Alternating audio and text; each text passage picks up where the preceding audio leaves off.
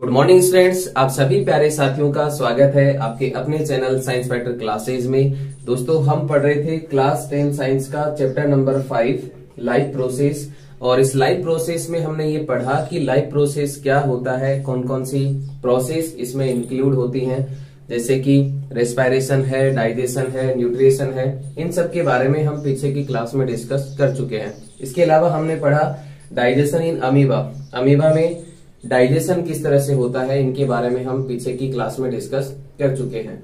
आज की क्लास के माध्यम से हम पढ़ने वाले हैं डाइजेशन इन ह्यूमन बींग्स, कि ह्यूमन के अंदर डाइजेशन किस तरह से होता है। तो देखिए साथियों, ह्यूमन के अंदर डाइजेशन किस तरह से होता है। ह्यूमन में डाइजेशन के लिए माउथ से लेकर के एनस तक एक long 8 to 10 metre long canal होती है, और उस कैनाल को हम क्या कहते हैं, एलिमेंट्री कैनाल। ये आपका बकल कैविटी माउथ, और माउथ से लेकर के एनस तक एक लॉन्ग कैनाल है जिसकी लेंथ कितनी होती है, 8 to 10 मीटर। इसकी लेंथ जो है वो कितनी होती है साथियों, 8 to 10 मीटर इसकी लेंथ होती है, जिसको हम क्या कहेंगे, एलिमेंट्री कैनाल। इस एलिमेंट्री कैनाल के डिफरेंट डिफरेंट पार्ट होते हैं, और उनमें फूड का जो डाइजेशन है वो डिफरेंट डिफरेंट तरह से, अलग अलग तरह से होता है। तो यहाँ पे देखिए, सबसे पहले जो आपका इसका फ्रंट पार्ट होता है वो क्या होता है, बकल कैविटी। एलिमेंट्री कैनाल के डिफरेंट डिफरेंट पार्ट कौन से हैं उनको सबसे पहले हम जानेंगे। तो देखिए, इसका जो फ्रंट पार्ट है इसको हम क्या कहते हैं, बकल कैविटी। उसके आगे वाला जो पार्ट है उसको हम कहेंगे फेरिंग्स। उसके आगे वाला जो पार्ट है, यहां से यहां तक आप देख पा रहे हो, इसको हम कहेंगे ऑइसोफेक्स। उसके आगे वाला जो पार्ट है वो क्या होता है साथियों, स्टोमक। और स्टोमक के आगे वाला जो पार्ट है वो क्या होता है, स्मॉल इंटेस्टाइन। और स्मॉल इंटेस्टाइन के आगे वाला जो पार्ट है उसको हम क्या कहेंगे, लार्ज इंटेस्टाइन। लार्ज इंटेस्टाइन के बाद रेक्टम, और उसके बाद एनस। तो ये आपकी एलिमेंट्री कैनाल के डिफरेंट डिफरेंट क्या होते हैं, पार्ट्स होते हैं। कौन कौन से होते हैं साथियों, सबसे फ्रंट पार्ट क्या होता है, बकल कैविटी। फिर उसके आगे वाला जो पार्ट है उसको हम कहेंगे फेरिंग्स। फिर उसको इससे आगे वाला जो पार्ट है उसको क्या कहेंगे, ऑइसोफेक्स। उसके बाद स्टोमक, उसके बाद स्मॉल इंटेस्टाइन, और उसके बाद लार्ज इंटेस्टाइन, उसके बाद रेक्टम, और उसके बाद क्या आता है, एनस आता है। तो यहाँ पे देखिए फूड का डाइजेशन किस तरह से होता है। सबसे पहले हम क्या करते हैं, फूड को इंटेक करते हैं। तो माउथ में फूड को इंटेक करना क्या होता है, इंजेशन होता है। तो यहाँ पे जैसे ही हम फूड को इंजेशन करते हैं, उसके बाद टीथ के द्वारा उसको च्युइंग किया जाता है, उसमें सलाइवा मिक्स होती है, और उसके बाद टंग के द्वारा उसको फेरिंग्स में क्या कर दिया जाता है, पुश कर दिया जाता है। फिर फेरिंग्स से फूड जो है वो कहाँ आएगा, आपकी ऑइसोफेक्स में आएगा, और फिर ऑइसोफेक्स से कहाँ पे जाएगा, स्टोमक में। स्टोमक में उस फूड का डाइजेशन होता है, पार्शियली डाइजेशन होता है, और जो अनडाइजेस्टेड फूड होता है उसको कहाँ पे पुश कर दिया जाता है, स्मॉल इंटेस्टाइन में। और आगे जाकर के स्मॉल इंटेस्टाइन में फूड जो है वो कंप्लीटली क्या होता है, डाइजेस्ट हो जाता है। और उसके बाद जो वेस्ट सब्सटेंस बचा वो आपका कहाँ पे आएगा, लार्ज इंटेस्टाइन में। और लार्ज इंटेस्टाइन से उसमें जो वाटर है, इसके अलावा जो साल्ट होते हैं वो अब्जॉर्ब कर लिए जाते हैं, और जो सेमी सॉलिड बचा है उसको किसमें पास कर दिया जाता है, रेक्टम में। और रेक्टम से उसको एनस में, एनस के थ्रू बॉडी से बाहर निकाल दिया जाता है। तो ये पूरी एक प्रोसेस होती है ह्यूमन में डाइजेशन की। अब इसको हम डिटेल से जानेंगे कि किस तरह से फूड का जो डाइजेशन है वो होता है ह्यूमन के अंदर। तो देखिए साथियों, आपका जो एलिमेंट्री कैनाल का सबसे फ्रंट पार्ट होता है उसको हम क्या कहेंगे, बकल कैविटी। क्या कहते हैं, बकल कैविटी। और फूड का जो डाइजेशन है वो कहां से स्टार्ट होता है, बकल कैविटी से स्टार्ट होता है। आपकी बकल कैविटी में क्या होते हैं, टीथ होते हैं, 4 टाइप के टीथ होते हैं, जैसे कि इंसिजर, कैनाइन, मोलर, प्रीमोलर। इसके अलावा आपकी बकल कैविटी में सिलेवरी ग्लैंड्स होती हैं, और उन सिलेवरी ग्लैंड से क्या सेक्रेट होता है, सलाइवा सेक्रेट होता है। क्या सेक्रेट होता है साथियों, सलाइवा। और जब हम फूड को इंजेक्शन करते हैं, फूड का इंटेक करते हैं आपके माउथ में, जब हम फूड को इंटेक करते हैं तो क्या होता है कि टीथ के द्वारा उसको अच्छी तरह से च्युइंग किया जाता है। उसके बाद उसमें सलाइवा क्या होता है, मिक्स होता है। आपकी सलाइवा में क्या होते हैं, एंजाइम्स होते हैं। क्या होते हैं, एंजाइम्स होते हैं। कौन कौन से एंजाइम होते हैं आपकी सलाइवा में, जैसे कि टाइलिन, इसके अलावा एमिलेज, इसके अलावा लाइसोजाइम। अब इनका फंक्शन क्या होता है, तो याद रखिए साथियों, फूड का जो डाइजेशन है वो कहां से स्टार्ट होता है, बकल कैविटी से स्टार्ट होता है, क्योंकि आपकी बकल कैविटी में सिलेवरी ग्लैंड्स होती हैं जिनसे सलाइवा सेक्रेट होता है। सलाइवा में एंजाइम्स होते हैं, टाइलिन, एमिलेज और लाइसोजाइम। अब यहाँ पे इन तीनों एंजाइम की एक्शन होती है किस पे, फूड पे।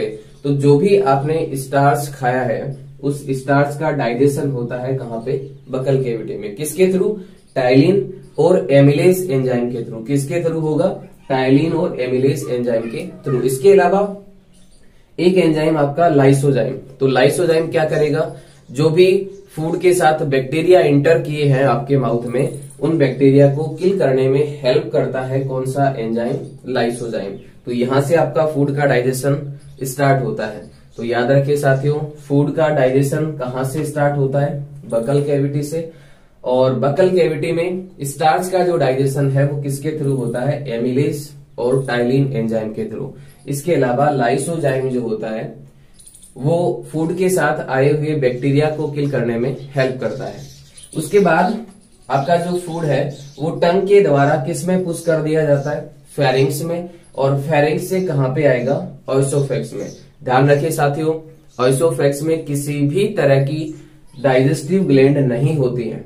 यहाँ पे फूड जो है, यहाँ पे आप देख पा रहे हो, यहाँ पे फूड जो है वो केवल और केवल क्या करता है, मोमेंट करता है, जिसकी मोमेंट को हम कहते हैं पेरिस्टैल्टिक मोमेंट। कौन सी मोमेंट करता है, पेरिस्टैल्टिक मोमेंट। तो याद रखना, जो आपकी ऑइसोफेक्स होती है उसमें फूड की मोमेंट कैसी होती है, पेरिस्टैल्टिक मोमेंट होती है। और ये पेरिस्टैल्टिक मोमेंट करता हुआ फूड कहाँ पे आएगा, आपके स्टोमक में आएगा। तो आगे हम पढ़ने वाले हैं किसको, स्टोमक को। साथियों, स्टोमक जो होता है वो आपकी एलिमेंट्री कैनाल का सबसे ब्रॉडेस्ट पार्ट होता है। सबसे चौड़ा भाग जो है वो कौन सा होता है, स्टोमक होता है। इसकी शेप की हम बात करें तो इसकी शेप जो है वो कैसी होती है, जे शेप का होता है। आपके स्टोमक की शेप कैसी होती है, जे शेप होता है। ये आपकी एलिमेंट्री कैनाल का सबसे ब्रॉडेस्ट पार्ट होता है। इसमें एक बार फूड आने के बाद अबाउट 3 to 4 आवर जो है फूड रहेगा किसमें, आपके स्टोमक में। और उस फूड का क्या होगा, डाइजेशन होगा। आपकी स्टोमक की जो इनर वॉल होती हैं उनमें स्पेशल टाइप की ग्लैंड्स होती हैं, और उन ग्लैंड्स को सेल्स होती हैं। उन सेल्स को हम क्या कहते हैं, ऑक्जेंटिक सेल कहते हैं। क्या कहते हैं, ऑक्जेंटिक सेल। और उन ऑक्जेंटिक सेल से जूस सेक्रेट होता है जिसको हम कहते हैं गैस्ट्रिक जूस। क्या कहते हैं साथियों, गैस्ट्रिक जूस कहते हैं। और ये जो गैस्ट्रिक जूस होता है वो नेचर में कैसा होता है, एसिडिक होता है। कैसा होता है, एसिडिक होता है। क्या क्या होता है इस गैस्ट्रिक जूस में, तो देखिए गैस्ट्रिक जूस में क्या होता है, एक होता है साथियों HCl, इसके अलावा एक एंजाइम होता है पेप्सिन, इसके अलावा एक एंजाइम होता है रेनिन। आप यहां से नोट करते जाएं। तो आपके गैस्ट्रिक जूस में क्या क्या होता है, हाइड्रोक्लोरिक एसिड, पेप्सिन एंजाइम और रेनिन एंजाइम।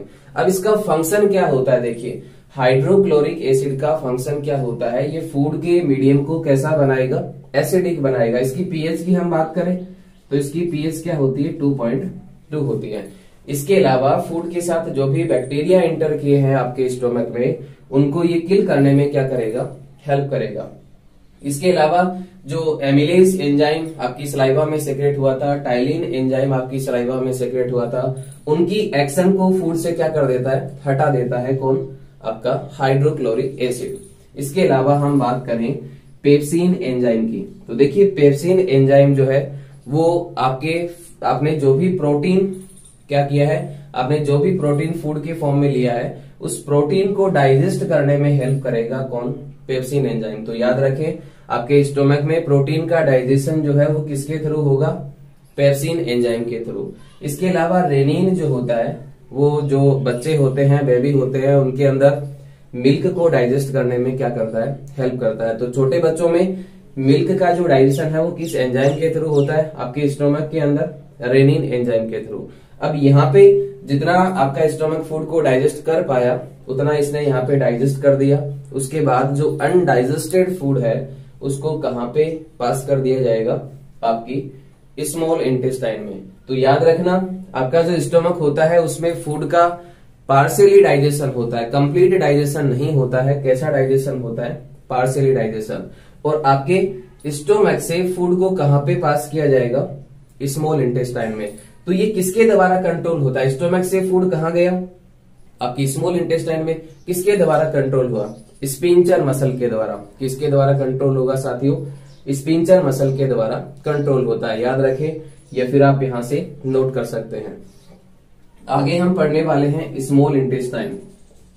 आपके स्टोमक से अगला जो पार्ट है एलिमेंट्री कैनाल का, वो है आपका स्मॉल इंटेस्टाइन। आप साथ साथ नोट करते जाएं।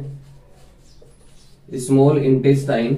साथियों, स्मॉल इंटेस्टाइन की हम बात करें तो ये आपकी एलिमेंट्री कैनाल का सबसे लॉन्गेस्ट पार्ट होता है। सबसे लंबा पार्ट जो है आपकी एलिमेंट्री कैनाल का, वो कौन सा होता है? स्मॉल इंटेस्टाइन होता है।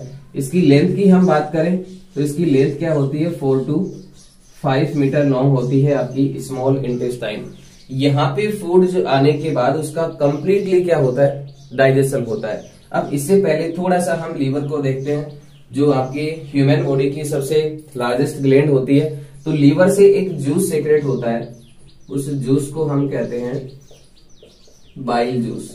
क्या कहते हैं? Bile juice. इसके अलावा आपका जो पैनक्रियाज है, उस पैनक्रियाज से भी क्या होता है? एक जूस सेक्रेट होता है, जिसको हम क्या कहेंगे? Pancreatic juice. और इन दोनों की जो नेचर है, बाइल जूस की और आपके पैनक्रिएटिक जूस की, इन दोनों की जो नेचर है वो कैसी होती है? बेसिक होते हैं। नेचर में कैसे होते हैं? बेसिक। आप साथ साथ नोट करते जाएं। नेचर में कैसे होते हैं? बाइल जूस और पैनक्रिएटिक जूस बेसिक होते हैं। इसके अलावा आपकी स्मॉल इंटेस्टाइन जो है उसमें भी एक जूस सेक्रेट होता है, जिसको हम कहते हैं इंटेस्टिनल जूस। क्या कहते हैं? Intestinal juice. और इसकी भी नेचर कैसी होती है? बेसिक होती है। स्टोमक तक आपका जो फूड था वो नेचर में कैसा था? एसिडिक था। लेकिन जैसे ही आपके स्मॉल इंटेस्टाइन में फूड आता है तो आपका बाइल जूस और पैनक्रिएटिक जूस कहां पे आके मिलता है? आपके स्मॉल इंटेस्टाइन में। इसके अलावा स्मॉल इंटेस्टाइन में भी एक जूस सेक्रेट होता है, जिसको हम इंटेस्टिनल जूस कहते हैं। ये इन तीनों की एक्शन होती है किस पे? फूड पे। और फूड की जो नेचर है वो कैसी हो जाती है? बेसिक हो जाती है। एसिडिक से बेसिक हो जाती है। अब यहाँ पे क्या होगा? स्मॉल इंटेस्टाइन में फूड कंप्लीटली डाइजेशन होगा। उसका जो भी आपने कार्बोहाइड्रेट फूड की फॉर्म में लिया है उसको आपकी स्मॉल इंटेस्टाइन किस में कन्वर्ट कर देगी? ग्लूकोज के अंदर। कार्बोहाइड्रेट कॉम्प्लेक्स सब्सटेंस था और उसको सिंपलर फॉर्म में ग्लूकोज में कन्वर्ट कर दिया आपकी स्मॉल इंटेस्टाइन ने। इसके अलावा जो भी प्रोटीन आपका स्टोमक नहीं डाइजेस्ट कर पाया उसको आपकी स्मॉल इंटेस्टाइन क्या कर देगी? कंप्लीटली डाइजेस्ट कर देगी। और डाइजेस्ट करके उसको सिंपलर फॉर्म में एमिनो एसिड में क्या कर देगी? कन्वर्ट कर देगी। तो यहाँ पे आपकी स्मॉल इंटेस्टाइन में ग्लूकोज किस में ब्रेक हुआ? सॉरी, कार्बोहाइड्रेट किस में ब्रेक हुआ? ग्लूकोज में। प्रोटीन किस में ब्रेक हुआ? एमिनो एसिड में। इसके अलावा जो भी फैट आपने खाया है वो फैट किस में कन्वर्ट हो जाता है? किस में ब्रेक हो जाता है? फैटी एसिड या फिर ग्लिसरॉल के अंदर। तो ये सभी सिंपल फॉर्म में, इन सभी जो फूड के फैक्टर थे इनको सिंपल फॉर्म में कन्वर्ट किया गया किसके द्वारा? स्मॉल इंटेस्टाइन के द्वारा। आपने जो कार्बोहाइड्रेट फूड की फॉर्म में लिया उसको आपकी स्मॉल इंटेस्टाइन ने ग्लूकोज में कन्वर्ट किया। प्रोटीन को किस में ब्रेक किया? एमिनो एसिड में। और फैट को किस में ब्रेक किया? फैटी एसिड या फिर ग्लिसरॉल में। अब यहाँ पे आपको यदि पूछा जाए कि स्मॉल इंटेस्टाइन में जो प्रोटीन होता है उसका डाइजेशन किसके थ्रू होता है, तो याद रखें साथियों, ट्रिप्सिन एंजाइम के थ्रू। किसके थ्रू होता है? ट्रिप्सिन एंजाइम के थ्रू। जबकि फैट का पूछा जाए तो फैट का जो डाइजेशन है आपकी स्मॉल इंटेस्टाइन में वो किसके थ्रू होता है? तो वो होता है साथियों लाइपेज एंजाइम के थ्रू। तो यहाँ पे देखिए आपकी स्मॉल इंटेस्टाइन ने कंप्लीटली फूड को डाइजेस्ट किया। ये डाइजेशन के साथ साथ उस फूड का अब्सॉर्प्शन भी करती है। याद रखना, क्या करती है? अब्सॉर्प्शन भी करती है।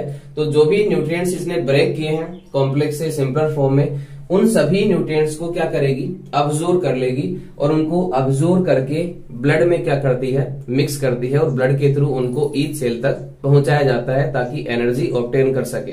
तो यहाँ पे देखिए ये आपके फूड के डाइजेशन के साथ साथ क्या करती है? अब्सॉर्प्शन भी करती है। यानी कि डाइजेस्टेड फूड का किसमें मिक्स होना, ब्लड में मिक्स होना क्या होता है, अब्सॉर्प्शन होता है, और ये फंक्शन कौन करती है, आपकी स्मॉल इंटेस्टाइन।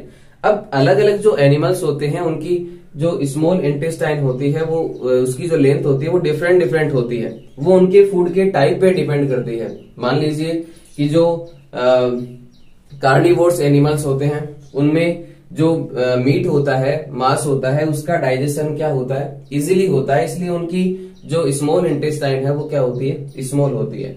इसके अलावा जो ग्रास खाने वाले एनिमल्स होते हैं उनमें ग्रास का डाइजेशन, सेलुलोज का डाइजेशन थोड़ा डिफिकल्ट होता है, इसलिए उनकी स्मॉल इंटेस्टाइन क्या होती है, लार्ज होती है। तो एनिमल्स के अंदर जो स्मॉल इंटेस्टाइन की लेंथ होती है वो उनके फूड के टाइप पे डिपेंड करती है। आगे हम पढ़ेंगे लार्ज इंटेस्टाइन। तो देखिए साथियों, स्मॉल इंटेस्टाइन में फूड कंप्लीटली डाइजेस्ट हो गया, जो वेस्ट सब्सटेंस बचा वो कहाँ पे आएगा, आपके लार्ज इंटेस्टाइन में। अब लार्ज इंटेस्टाइन का फंक्शन क्या होता है, ये क्या करेगी, आपकी जो लार्ज इंटेस्टाइन है वो आपके फूड में जितना भी जो वेस्ट सब्सटेंस बचा है उसमें जितना भी वाटर है, इसके अलावा जो भी साल्ट है, उसको ये क्या कर लेगी, अब्सॉर्ब कर लेगी, और उस वेस्ट सब्सटेंस को सेमी सॉलिड में क्या करती है, कन्वर्ट कर देती है।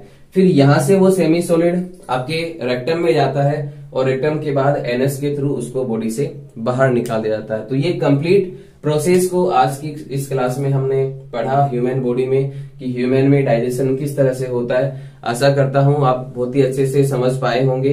तो आज के लिए साथियों इतना ही, मिलते हैं नेक्स्ट वीडियो में। तब तक के लिए आप सभी साथियों का बहुत बहुत धन्यवाद। जय हिंद, जय भारत।